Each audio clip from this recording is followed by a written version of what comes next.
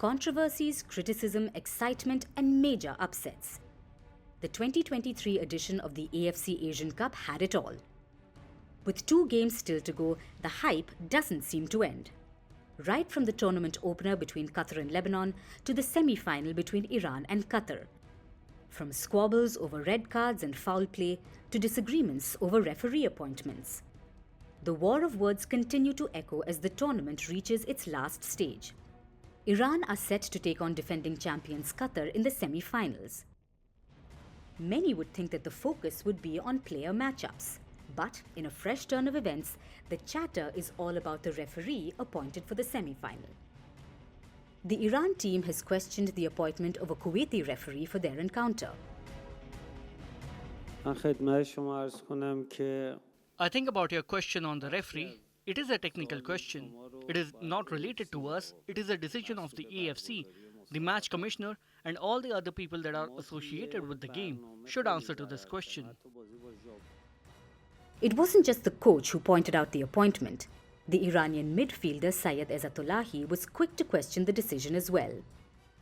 What is a little bit surprising for us is that the referee for tomorrow's match is from Kuwait. He's an Arab.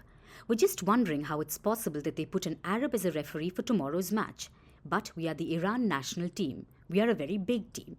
We have very good players. We are professional.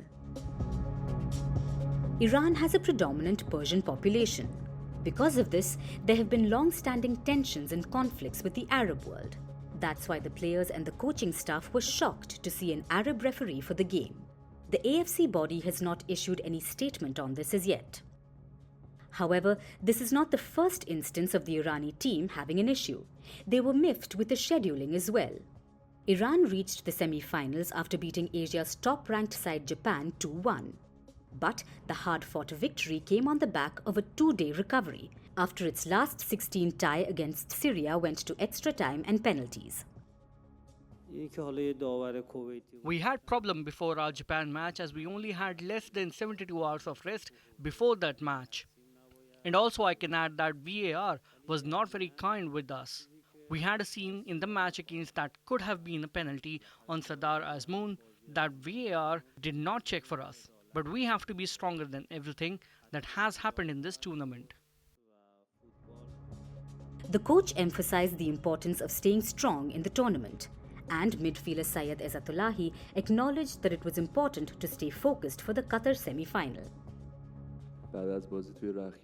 If we still continue to think about the Japan match, we are going to have a problem for tomorrow's match. So from yesterday when we started our training for the Qatar match, we are very concentrated. We even had a full analysis session of the Japan match, and we figured there were a few mistakes that we made in that match that we should be careful not to repeat.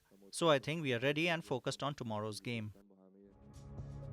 But was this the first instance of a disagreement regarding refereeing decisions in the tournament?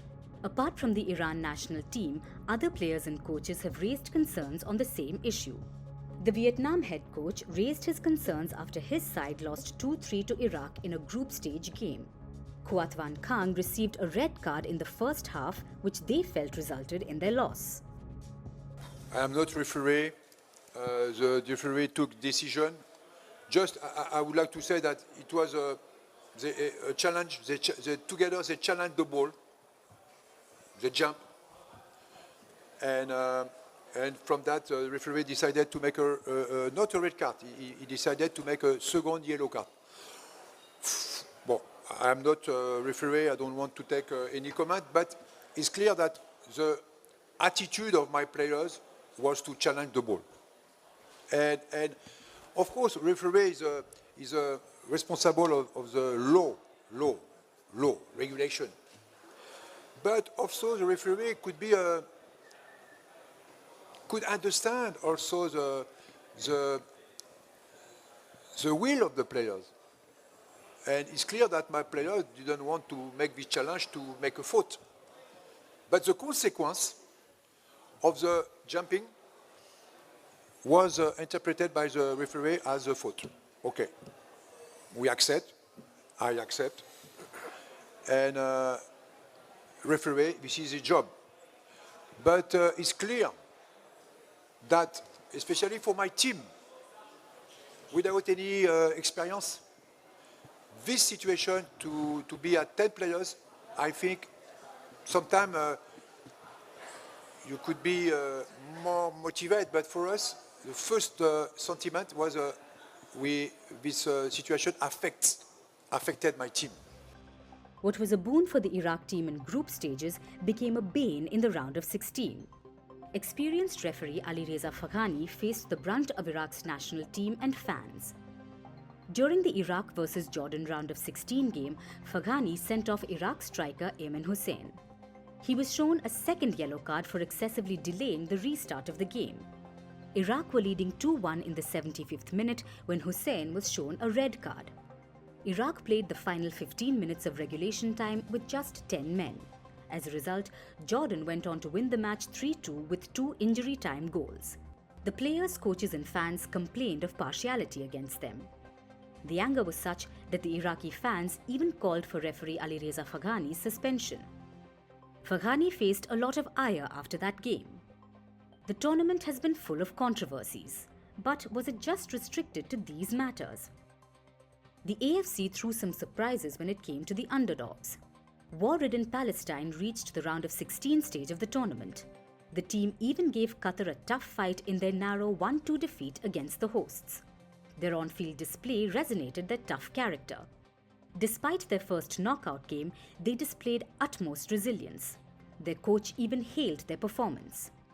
While Palestine's journey ended in the round of 16, Jordan's dream run continued at the biggest stage.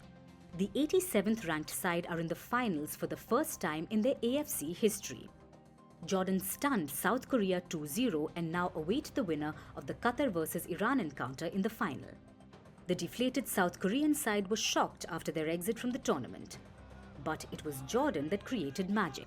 It was a moment of celebration for the fans. And it's stories like these that make sporting events like this special. While it was a bumpy ride for Iran, it was a spirited display by Jordan. While it was controversial for Iraq, it was a heartwarming display by Palestine. The AFC Asian Cup saga still continues and awaits their champion. So, will it be first-timers Jordan, or will it be the defending champions Qatar? Or will Iran surprise everyone?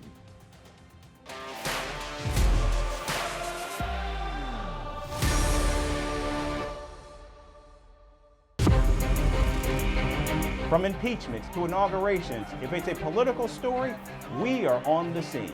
The race for the White House is heating up. We're beating Biden. How dare he say that? If it's breaking news, we're live with the latest coverage. From the White House, the State Department, and Capitol Hill, we know the issues, but above all, we know the players to bring you the latest in-depth analysis on all the key stories that we're covering.